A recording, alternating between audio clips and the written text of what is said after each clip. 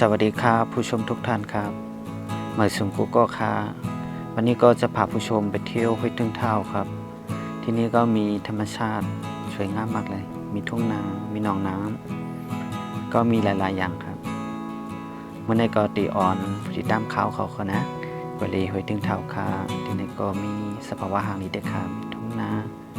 ก็มีหนองน้ำและมีแทงหลายๆร่องค่ะก็ด้วยชมกันค่ะ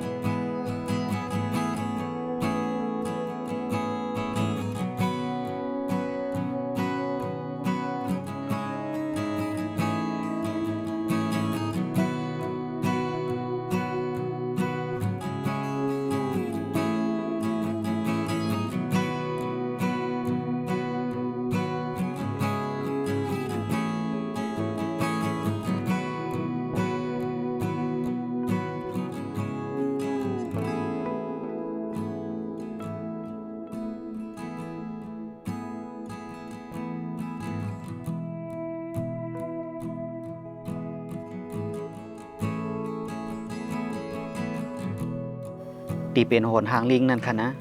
ขึ้นกว่าปอกแคบหางไทยรูปซ่อมเลยค่ะขึ้นไปไทยรูปได้ครับขึ้นไปแล้วก็ไปอยู่ใต้ไทยกลางลิงก็ไปไทยรูปคู่กับลิงถ้าผู้ชมคนไหนมาเที่ยวห้วยตึงเท่าครับก็อย่าลืมมาไทยรูปคู่กับลิงอันนี้เพราะว่าผู้ติดตามข่าวเขาก็เลยค่ะนะมาเลยตึงเท่าในอย่าลืมมาปอกแคบหางซ่อมลิงอันนี้ค่ะนะเป็นที่ไม่ต้องกันค่ะมีคนมาไทยรูปซ่อมได้ขนาดนี้เลย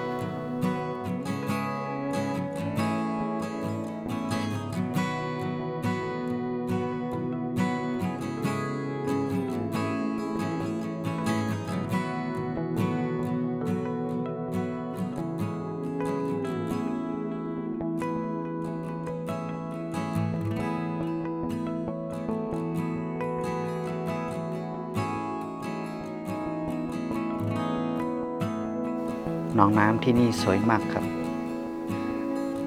หนองน้ำที่ในเตหางลีค่ะนะโรงเรียนเลยนะครับฝั่งโน้นจะโรงเรียนไหนมันมีบางจุดอยู่ที่เขาให้โรงเรียนแต่ไม่ให้เล่นอะไรทุกจุดครับเพราะบางที่มันลึก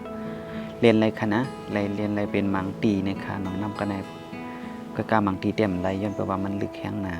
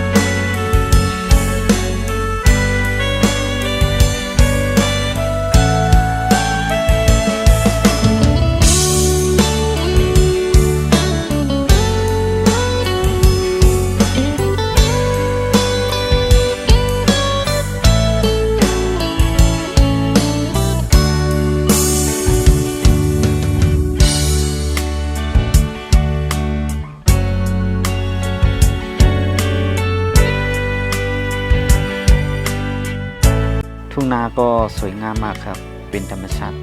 มากเลยเขาก็ยังเขียวอยู่ทุ่งนาที่ในหางลีได้ค่ะ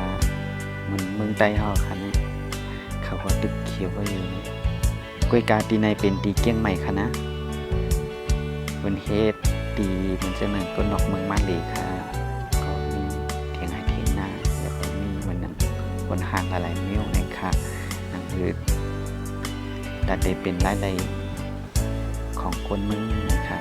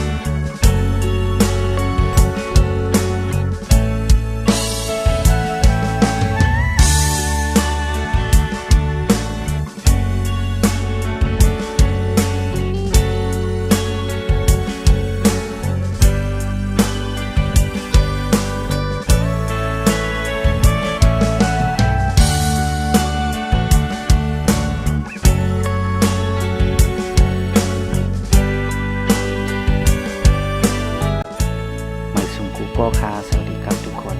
ตรงนี้วิวสวยมากครับตรงนี้เราก็มองไปตรงนั้นสวยมากเลยอยู่ตรงในเสร็จโดยกระดับบนหางติดกันนะเป็นบอลลอยนะครับก็ปอกโดยกระดับบุญที่ไรหันกลางมันแต่มันมีลิงกันแล้วมันอันเป็นบนหางลิงครับทำให้ก็ได้มีน้องน้ำแล้วก็เรียนอะไรค่ะดีเรียนดีอนาตปูอยู่นั้นเป็นดีซุ่มด้วยนั้นเรียนนะคะนะเป็นที่เป็นต้องเรียนค่ะ